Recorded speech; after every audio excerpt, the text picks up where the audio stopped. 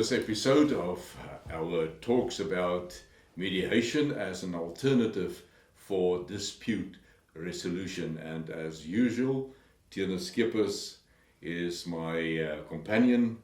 Thank you for being here today. Always nice to be here, Willem. Thank you. The last episode ended where we said both the parties to the dispute agreed that they need a mediator to help them solve their problem. Today we want to take that a little bit further. Now they arrived at the office of a mediator, and the mediator gave them the information that they need to decide whether they are willing to engage in a mediation process. But because mediation is not just something that happens, it's actually a good structured and intentional process, yes, working towards an endpoint where both parties will be satisfied. So Tienus, when both parties is present and says to you as the mediator, yes, we want you to mediate this, is it automatically that you will say, yes, I'll mediate? No, Willem.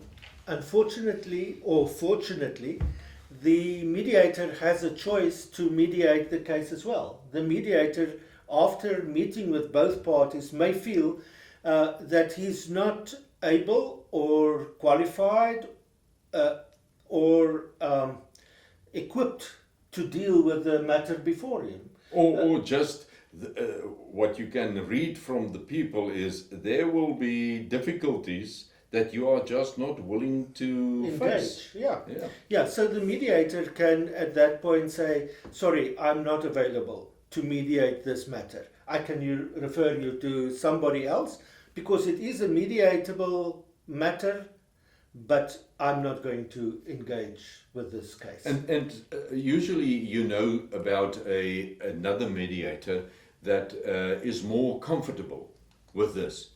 Now, perhaps there's a question in your mind about this. Why would any mediator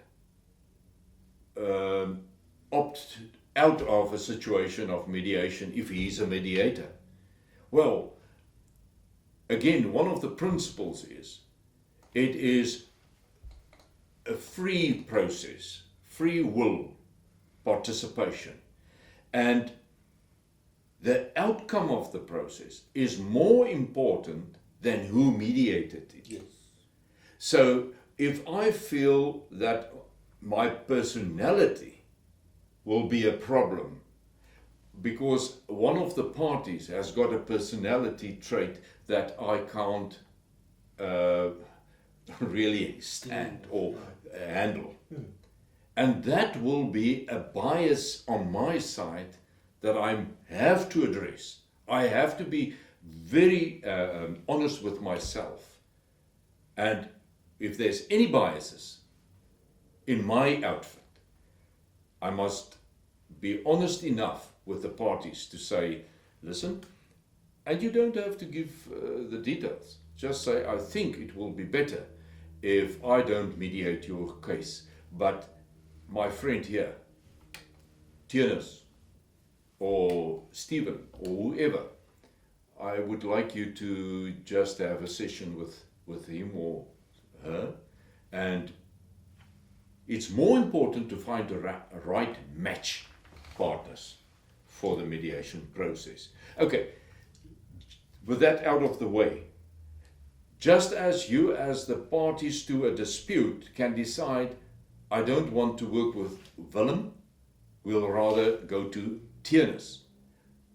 I can decide not to work with you, and I think you must go to Tienus, and vice versa.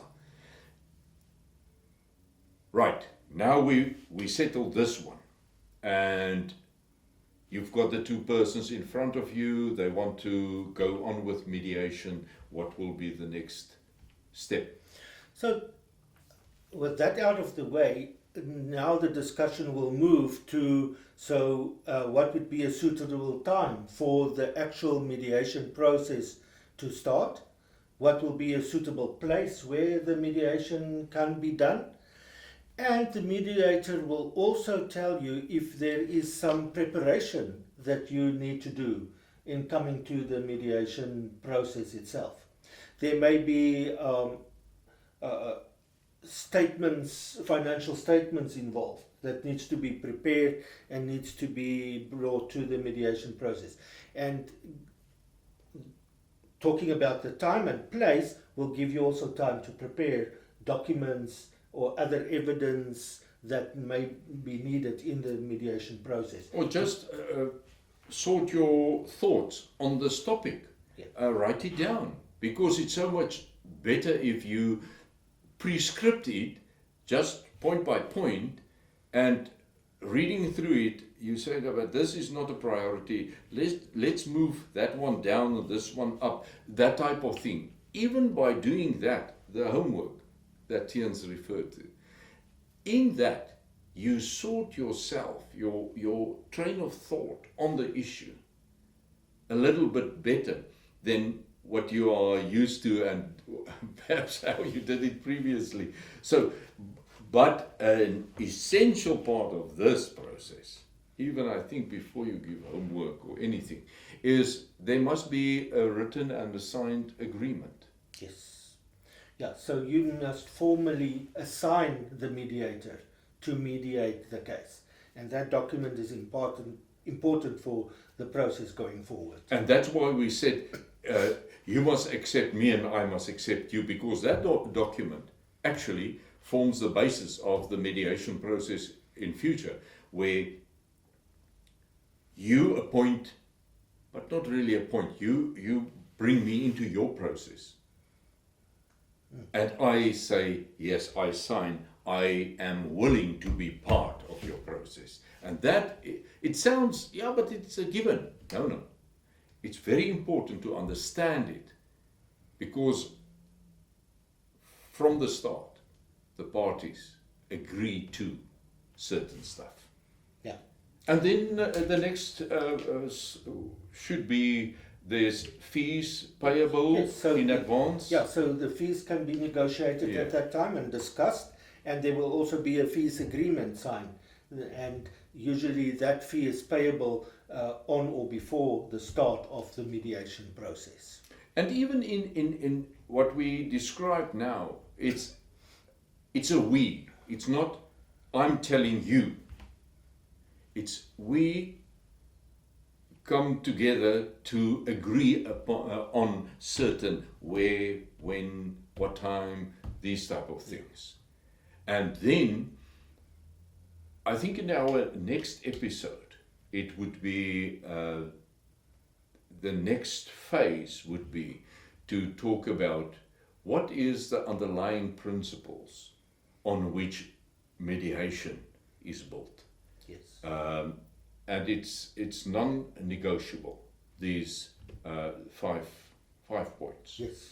And so for today, I think to wrap up, it is all about you meet, you greet, you sign agreement, and you find each other on certain issues that should be sorted out there, and it's no more issue, and you go forward as a team with the mediator as the person in between, with no tendency to lean to the left or to the right. Yes. In what follows. Yes.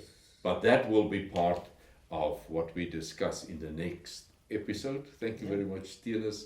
Thank you, listener. Hit that subscribe button, and please share this episode with whoever you feel on your heart is suitable or needs the info from this episode.